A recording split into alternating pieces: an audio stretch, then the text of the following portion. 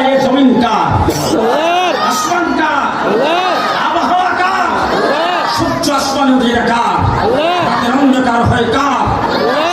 আল্লাহ বিধান চলবে আল্লাহ আল্লাহর বিধান যদি কায়েম করতে চান রাষ্ট্র যদি ঠিক মতন চালাইতে চান ভালো মানুষগুলির নেতৃত্ব কায়েম করতে হবে চোর ডাকাত দিয়ে রাষ্ট্র আর চলবে না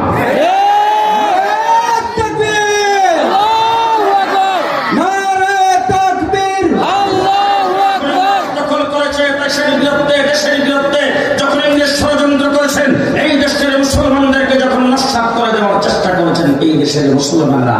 আন্দোলনের সংগ্রাম করেছে শাহ আব্দুল আজিজ মুহাদ্দিস রহমতুল্লাহ আলাইহির নেতৃত্বে সৈয়দ আহমদ বেরলভীর নেতৃত্বে শাহ ইসমাইল শহীদ রহমতুল্লাহ আলাইহির নেতৃত্বে টিপু সুলতানের নেতৃত্বে সিরাজউদ্দৌলার নেতৃত্বে হযরত সৈয়দুল খলিফা হাজী আব্দুল্লাহ মুহাজির মক্কির নেতৃত্বে হযরত হাফিজ জামিল শহীদের নেতৃত্বে হযরত কাসেম নামতুল্লাহ রহমতুল্লাহ আলাইহির নেতৃত্বে আজকে স্বাধীনতার ইতিহাস তুলে আমাদেরকে মুক্তিযুদ্ধের চেতনার কথা বলে মৌলবাদের তুক মারা গায়ে সন্ত্রাসের তুক মারা গায়ে 15টা বছর পর্যন্ত বিদেশের ওই সমস্ত ইসলাম বিরোধীদের তোমরা তাদের সঙ্গে ভালো করে লাইন লাগাইয়া আমাদেরকে তোমরা সন্ত্রাসের তাক লাগাইয়া সন্ত্রাসের ট্যাগ লাগাইয়া মৌলবাদের ট্যাগ লাগাইয়া 15 বছর পর্যন্ত রাজত্ব করেছ জেনে রাখো আমরা মৌলবাদী নয় জেলখানায় ছিলাম 1.5 মাস রিমান্ডে ছিলাম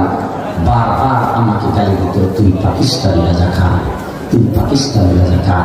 আজকে আপনাদের এখানে পরিষ্কার বললাম একদিনের জন্য পাকিস্তান যাই নাই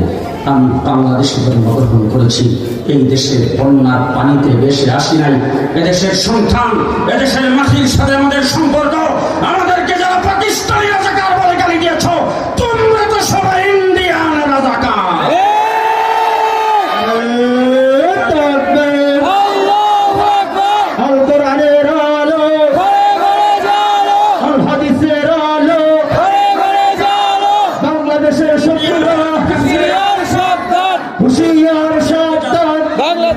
আমাদেরকে যারা স্বাধীনতা বিরোধী মনে করো আমাদেরকে যারা স্বাধীনতা বিরোধী মনে করো রাজাকার মনে করো তোমাদেরকে পরিষ্কার করতে চাই তোমরা যারা ইন্ডিয়ান রাজাকার তোমাদের দ্বারা দেশ হুমকির সম্মুখীন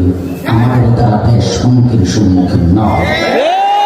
পরিষ্কার ভাষায় বলছি সচিবালয়ে আগুন তোমরাই লাগাইছ আমার চট্টগ্রামে একজন আদালত তার একজন আইনজীবীকে তোমরাই হত্যা করেছ অন্তর্বর্তীকালীন সরকারকে অকার্যকর করার জন্য তোমাদের ষড়যন্ত্র শুরু হয়েছে তোমরা দেশে থাকতে স্লোগান দিতা আমাদের স্বামী স্ত্রীর সম্পর্ক আজকে স্ত্রী স্বামীর কাছে